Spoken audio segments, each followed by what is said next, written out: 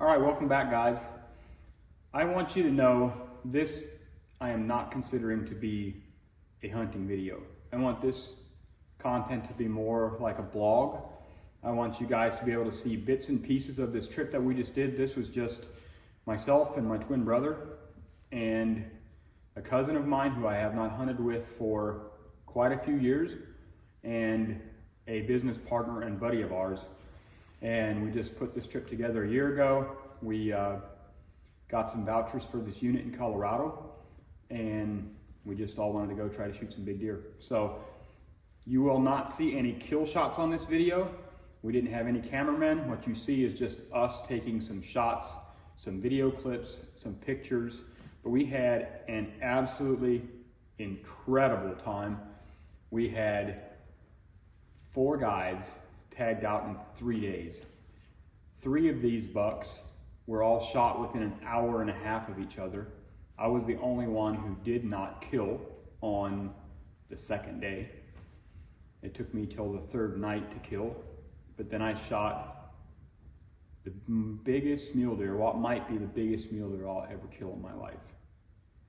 So if you want to follow along, I'll just try to narrate some of it, kind of go through some pictures and some videos, and show you bits and pieces of what, for me and for my 3 buddies, probably consider the most successful and fun hunt that we have ever went on. All right, we are getting ready to head to Colorado on a mule deer hunt. It is November the 7th. Got our gear set up here. Check this out. I have a rifle here I set up for a customer. Happens to be a friend of mine. He has not seen this, so we'll see if we can get his first impressions. But there she is. It is a 300 PRC shooting a 212 grain ELDX bullet. Has a 22-inch barrel on it. This is set up on Seekins Precision's Element rifle. Has a 22-inch barrel on it and shooting absolutely incredible. My last couple shots with it, I shot 500 yards, hit the bullseye both shots, and then I went out to 800 and shot probably 1.5 inches group vertically at 800 yards with it. So I told him the bad thing about a rifle like that is if you miss, it's probably your own fault. All right, let's load this up. Ready to open it? You ready for it? Let's do this. Push in. Yep. Push in. I got you a brand new box. Brand new box. Love it. Dang.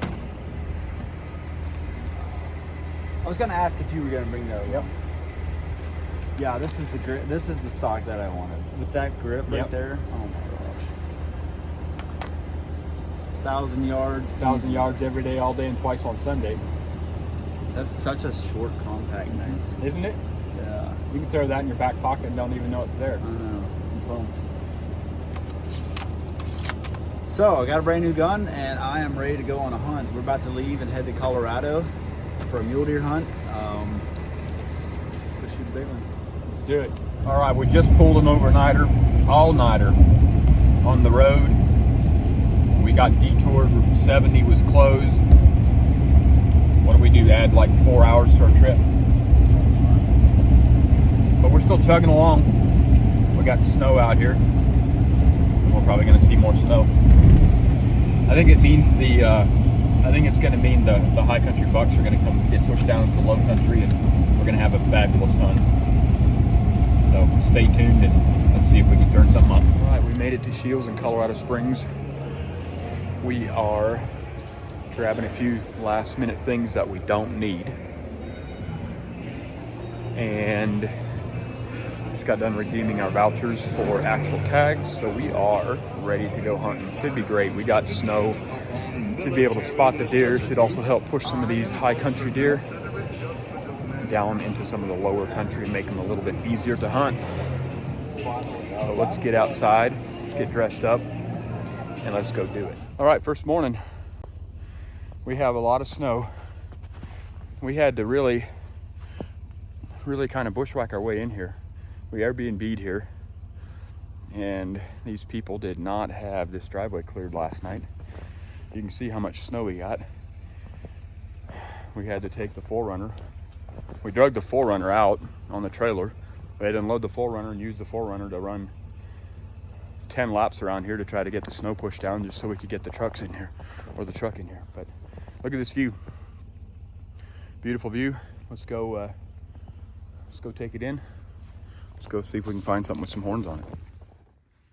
All right, so the first day we get out, there is an incredible amount of snow.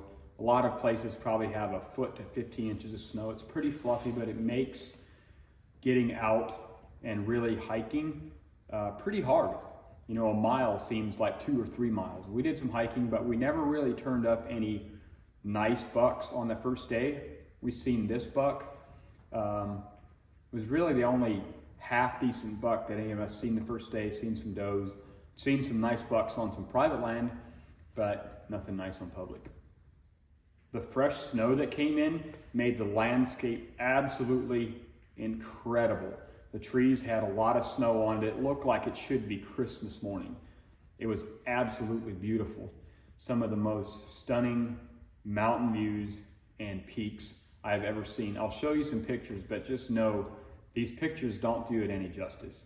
There's only so much that you can capture through the eye of a camera, but I'll try to show you a little bit of what we got to see.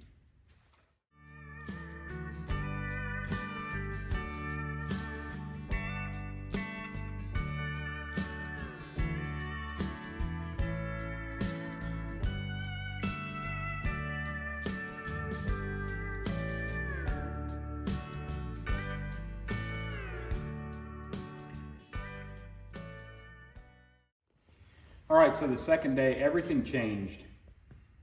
I say everything changed. It seems like everything changed when tags start getting filled. For whatever reason, the deer were on their feet and we were finding bucks. The first one to kill a buck was my twin brother, Elias. He was hunting with David. They went into a new piece that they have not ever hunted in rifle season. Elias has hunted this place in archer season and seen some deer. So they hike in. It's a pretty rugged spot, and they find this buck. He gets up. Elias is looking at him, and he's not sure if he's going to shoot him or not. David looks at him, and David says, "If you don't want him, I'll take him." And Elias says, "Yeah, I'll shoot that deer." And hunting as buddies, we kind of had an agreement. 2 on 2, whoever spots the deer gets the first chance at him. So Elias spotted that deer, he got the first chance at him, and he says, "I'll shoot that deer." So they ranged him at 420 yards. He set up, made a great shot, dropped that deer in his tracks, and it ended up being a 4x4, about 23, 24 wide, and he is rough scores at like 165. So a great buck to start the trip, to get the vibes going. The vibes are high. He calls me, "Hey, I just killed a buck," and here's some pictures of that, and here's what he has to say. Look at that. This is a nice buck. All right, I just shot this mule deer buck. Made a 430-yard shot, and this bottle rest gave me an extremely steady shot process. I used a bipod on the front and used this bottle rest on the back. It has different height features, and it was perfect. It was the first deer I've probably shot in 15 years using the rifle, because I primarily bow hunt, but I can't recommend this highly enough. I loved it. I made that shot, and I looked at my buddy David that was with me, and I was like, that was so steady, using this as a rear rest. So highly recommend it. All right, so Jonathan and I were hunting together, and we were gonna go check out a new area. So we seen some deer as we're driving in from the road. We seen some deer back in, and one buck looked like he was a decent buck. So we hiked in, got up over a ridge where we thought the deer would be, and they were gone. So I don't know, did something spook them? It only took us maybe 15 minutes, and they were just feeding in the open. So I don't know if something spooked them, or did they just decide to take off. There was kind of only one direction we thought they probably went, and so we headed that way, and just kind of getting over one ridge to the next and just glassing it, trying to pick it apart. And as we kind of come over this one knob, we spot this buck. It had a frame like this. and he was at 225 yards. I dropped my gun, I dropped my pack, I tried to get behind the gun. He was standing straight from behind, and about the time I get behind my gun, they take off running. I think he's seen us, I'm not sure. And they take off running, and he goes over the ridge, and deer kind of start popping from everywhere, and all of a sudden all the deer start running at us. They ran right at us. We just held still, and they could see us, and they were curious, and they came to about 50 yards, but we never actually seen that big buck right then again. So we waited, everything clears out, and we keep hiking. And we get over this one ridge, get on top of this vantage point, and we find the does and a small buck, and we're like, they have to be around here somewhere.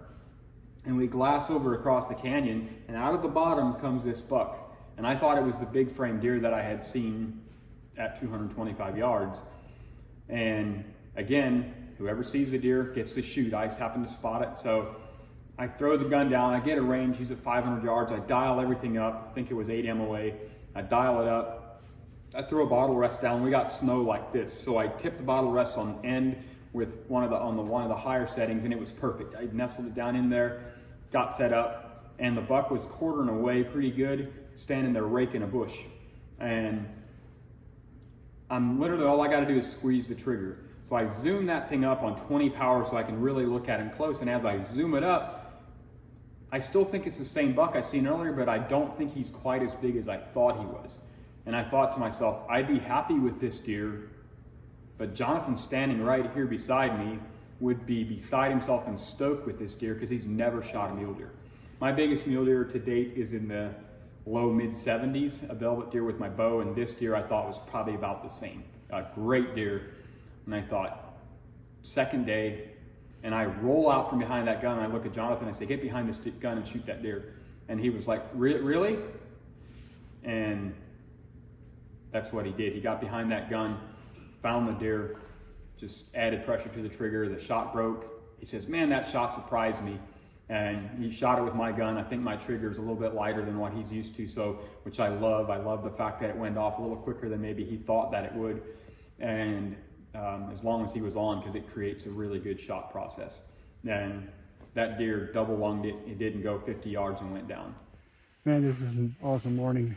The second morning out, we saw him and stalked in on him, and about a 500-yard shot. It's just a great morning. Great morning. Right there's the hole. Absolutely smoked him. Awesome. So we get up to Jonathan's buck, confirm he's dead, and just before we took pictures and everything, and just before we get to start skinning him off, I'm like, hey, let's call Elias, let's tell Elias and David that we just killed a buck, or that you just killed a buck. So I try to call him, he don't answer. So we get to skinning, and he calls me back about 2 minutes later. And I'm like, dude, Jonathan just killed a really nice buck. And he's like, no way, that's awesome. And he's like, so happy for him, and we talk a little bit. And then he says, the reason I didn't answer your call 2 minutes ago was because I was helping David shoot a buck. So here, and he said, we haven't even confirmed if he's hit him. So here, David literally made a shot on a buck right then as well, which means 3 of us 4 have now potentially killed deer all within probably a 1 hour, maybe an hour and a half of each other. And we're like, no way. And he was like, yeah, I was 320 yards. David felt like the gun surprised him, and he was dead on when it went off. Just a little fun fact about David, you've seen him earlier open his box. I shot the gun, sighted it in, custom load, everything's ready to go. It's shooting phenomenal. But David was going to shoot the rifle when we get to Colorado. Well, we get out there with 15 inches of snow, and it was kind of hard to find a good spot to shoot, so guess what? He just trusted it and never shot the rifle. So this shot at 320 yards was his first shot. So he felt really good. He's like, if the gun is on, we should be good. So I'm like, really? You guys just shot one too? So they go look for him. They find the deer. Went maybe 100, 150 yards. Went into some nasty stuff, but didn't go far. And so now we have 3 bucks down. Here is some pictures of David's buck and a little of what he has to say. Now, just a note on David.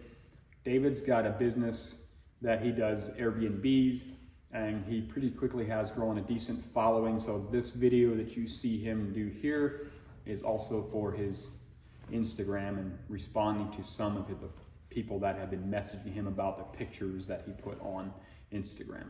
So here's a clip of him.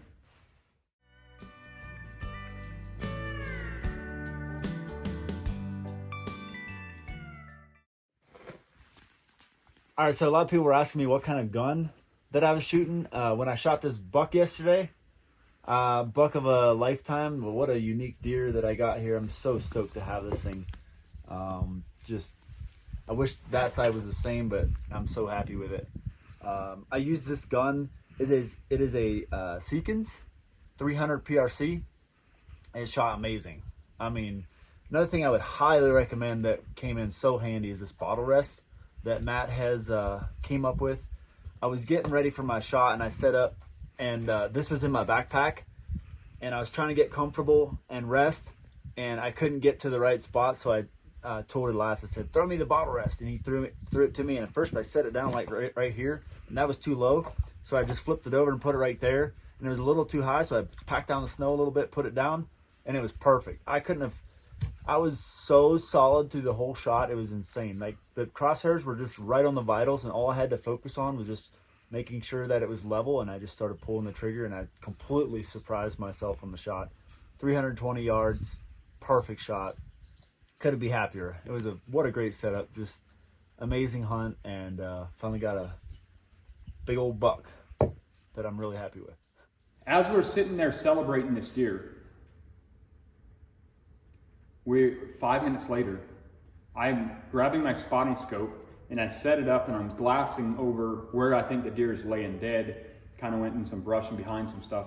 And I thought I could see his ear and part of his rack laying there. And as I'm in the glass, Jonathan goes, there's a bigger buck coming up the bottom. I was like, oh, there was 2 bucks. I didn't realize that. So I jumped behind the gun. The gun was empty because he had just shot it. So the bolt was open, so I scramble and get some ammo into it and set up on it, and I'm watching the deer in the scope at 530 yards. I ranged it, and I'm watching him in the scope at 530 yards. I'm like, yeah, that's the big buck. And he's working his way up this hillside, kind of walking straight away, and I just don't have a shot. And as he's walking away, he's also getting closer to the ridge and closer to the ridge, and when he hit the ridge, he turns kind of broadside and starts walking over the other side. All I need him to do is stop for 3 seconds, for 2 seconds, just long enough for me to add some pressure to the trigger, because I was just following him, and he never stopped. And at 530 yards, I could have probably, held right on his brisket or in the front of him and just added pressure and probably put a bullet in there, but it's just far enough. There was some wind right to left. He was moving left to right. There's some hang time in that bullet. It just wasn't a great recipe on a really big deer to go ahead and make the shot. So I didn't. I thought if he goes over the ridge and comes up the other side, I might be able to see him again. Never seen him again. So we hike over, get over Jonathan's deer, take some pictures. He gets to starting to skin in this deer, gets to starting quartering up, and I decided I'm going to take off and see if I can't find this deer, this big deer. So I hike about 500 to 700 yards from there, and I turn him up again, but he's another 500 yards further, chasing some does, about 15 does single file out of there, and he's chasing some does. And he stops for a second at 530 yards again. And I had it dialed. I'm literally just ready to drop behind the rifle and shoot him. And he takes off running. So now I've got 3 encounters with this big buck. 225 yards and two encounters at 500 or a little bit over. And none of them I've just had enough time. I mean, it was just seconds here and seconds there. And anytime that they're out there at 500 plus, it takes just, you got to have 30 to 45 seconds to get set up, dial it, range it, whatever, and get that shot off. And so just before I get to shooting him again, he takes off running. I watched him in my glass until he was 1,000 yards away, heading away. So that's the last we've seen him. I come up there I decided the next morning, this deer is big enough that I am going to spend a couple days at least trying to find this deer again. It's the rut. at least kicking in really good. He could be anywhere, but if I seen him on this piece, I'm gonna keep hunting this piece. So I did. Went in that next morning and we hiked probably 5 miles in 6-8 inches of snow, which I would say is equivalent to 8 or 10 miles. By the time we got out of there that morning, probably about 10 o'clock or so, maybe 10:30, I was dragging. It was really hard work. It's not that far, but when you add snow and every step for hours is just in that snow, it just wears you down. So we get out of there about 10 o'clock and go grab some lunch, go back to the Airbnb and kind of recoup from the morning hike and try to get ready for something at night. And so Jonathan and Elias decided they're going to take the deer and the meat and go take care of that, take it to taxidermy, whatever. And David said, hey, I'll go with you. Let's go see if we can find that big deer again. And so we hike into this piece again in the afternoon. And as we're hiking back in, we see a smaller buck. David spots a smaller buck from almost a mile away. And I recognized the buck from the day before, and he was with those deer and the big buck. So I'm like hoping the big buck is somewhere close to him. So we hike another about a half, 3/4 mile to where we had a vantage point on top of a knob that gave us about 600 yards to where the little buck was and 1,000 yards to kind of any direction. I figured the last hour spent right on this knob could work. We get on top of this knob and we're not up there for more than 10 minutes, and I happen to pan over in glass about 500 yards over from where the little buck was. And I'm like, there he is. He's standing right there. And initially, my mind told me that buck's over 1,000 yards away because I had just ranged left of him and it was 800, and I thought the lay of the land went further away, so I thought it's 1,000 yards. And I told David, we need to get on that next knob because I'm not shooting 1,000 yards at that buck. I was shooting my son's rifle. I have a rifle. I've literally sold every long gun that I own to customers. And so I have my son's 7 PRC that I took. And it's been a really trusty rifle, and I've shot it out to like 900 and some yards. Right, it's a 7 PRC shooting a 175 ELDX bullet, and so I'm just like, on a deer, I'm not going to shoot beyond 700-800 yards. That was kind of what I was thinking. I was pretty comfortable with that. David said, no, we shoot him from right here. I'm like, dude, it's over 1,000 yards. I hadn't even ranged it yet. This all happened in like 10 seconds. So I grabbed my rangefinder and I hit him with my rangefinder. I'm like, 755, hit him again, 757, hit him again, 760. I hit the trees behind him and it said like 773. I'm like, oh, accurate range. We got him at about 760, which called for right at 15 MOA up. So I dialed 15 MOA up, and David looked at me just before that with big eyes. He says, we're shooting this buck right here and we're shooting him right now. I'm like, yes, sir. So I lay up on that thing, throw the bottle rest down, and I have the bottle rest on one of the high settings again because it's in the snow. And I adjust the front of the bipod to get that right, and I get everything locked up on, and my crosshairs, they're not even moving. I mean, they're just sitting dead still on his shoulder, just right behind his shoulder. And all this realization of me getting ready to make one of the longest shots I've ever made on a mule deer. It is the longest shot. I shot a mule deer at like 730, so this was at 760. So it was the longest shot I was ever took on a mule deer. I think even on any deer. I've shot a whitetail at decent distance, but I think this was the longest one. And I take my glove off. I'm laying in the snow. I'm kind of cold down here, but as I pull my glove off and that adrenaline starts buzzing, my arms and my hands literally felt like I had been sleeping on them for 3 hours. They were stinging so bad from the adrenaline, or whatever you want to call it, that as I'm locked up on them, I start reaching for the trigger and I realize that I can't even feel the trigger with my fingers. That's how much my hand was buzzing. But I shoot thousands of rounds every year, so I mean, it's just another shot. So I'm like, I guess I don't even need to feel the trigger. I'll just keep moving my finger. So as I'm laying on, locked up, no wind, I held it right behind the shoulder, pretty much dead mid-body, and just added pressure. And all of a sudden the rifle goes off. And I was steady enough, and that 7 PRC is a small enough round, I was steady enough that it recoils, comes back, and I watched the impact hit him. Now I couldn't see exactly where it hit him, but I watched him buckle and jump. And David goes, hit. And then I grab my rifle, I'm trying to rack another round in him, and as I'm sliding it forward, David goes, oh, he's down. And that's, you know, that's when you celebrate. I wish I had a clip of that because it probably would have went viral. It's one of the most, one of the most exciting moments in my life. Like, I'm getting chills just talking about it. It was insane. So we got a few clips of things as they kind of went down, and I got a clip here of me walking up on the deer, but it was an absolutely insane moment, and something that I'll never forget. So as I'm getting set up, David asked me, do you want me to video it or do you want me to spot you? And normally I have a spotting scope with me and a phone scope set up so that I can take videos of these longer shots.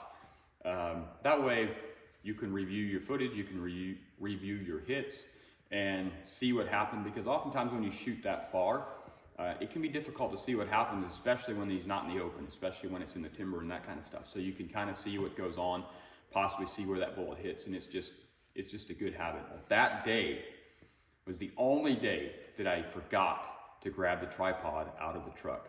I had left we had swapped vehicles, and I had left my tripod in the truck and grabbed the other vehicle, and when I got over there I realized my tripod's in the other vehicle. And so my spotting scope did me no good, so I didn't even carry it, and it just happened.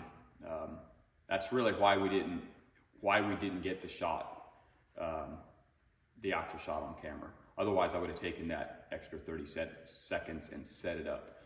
So I have the option to try to take a video on just a phone or have him spot me with the binoculars. So I told him, I said, spot me so that in case I miss, that you can possibly help me see where I hit so I can make the adjustment. And he turned his camera on while I'm setting on, zooms up on me. He had the camera upright, I believe, and zooms it up, and you can see the deer here, but he turns the camera off just before I shoot so he can pick up his binoculars and spot him. So that's what you're gonna see next, and then you'll see some footage of me walking up on the deer and seeing that deer for the very first time. Tell me when you're ready to shoot.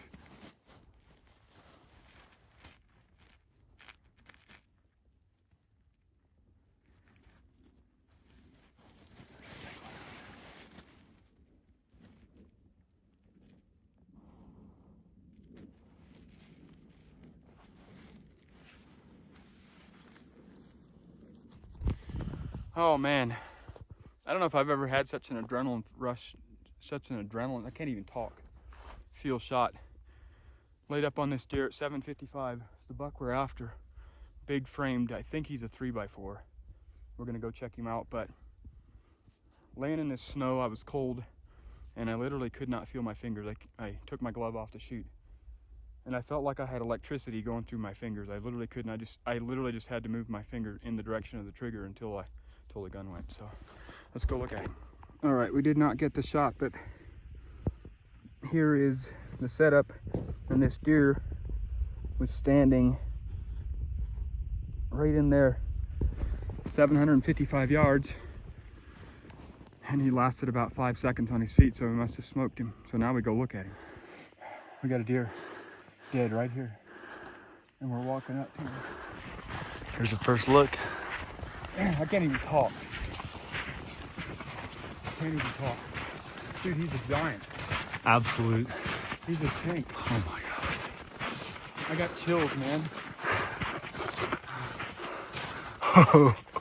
Unbelievable. Unbelievable, dude. That's insane. Oh my gosh. Oh my word. Oh my word. Look at this. He was a 4-point over here. He busted it off. Dude, that is insane. Wow. Look at this.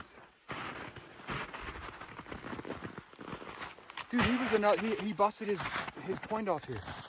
Dude, that is a giant. That's the one I seen yesterday. I seen this little kicker right here. unbelievable. Dude, it could be a lifetime before I top that. Wow. That is incredible. He's heavy. Wow. Look at this. This was a long time just like this. Wow. That's an incredible. Got a split here.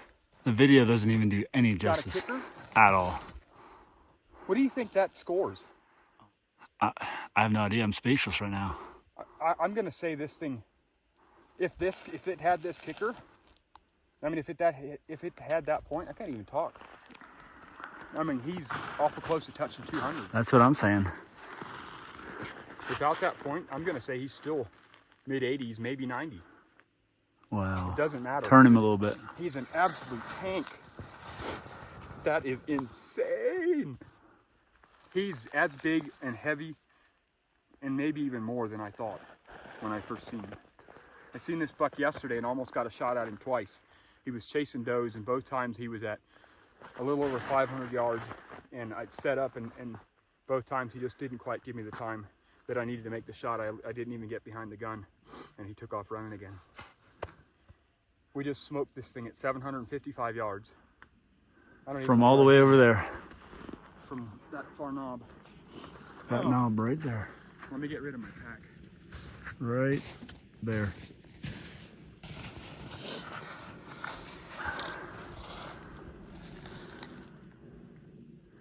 Wow. I'm Buck of a literally lifetime. speechless. That's insane. All right, let's take some pictures.